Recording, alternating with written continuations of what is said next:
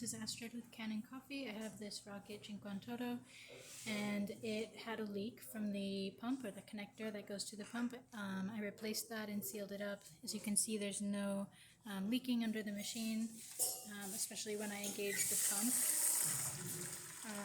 So I will also just pull a shot just to show you the machine is working. Turn on both of the machines. These? The screen. This one is the screen? Yes, sir. You do video?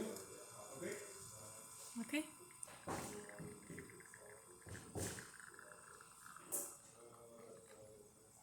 So as you can see, we got a really nice shot here.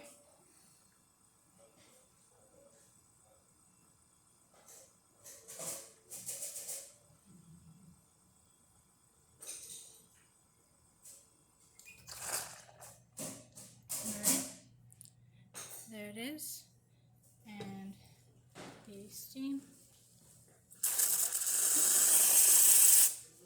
and also have the hot water. Alright, thanks for watching.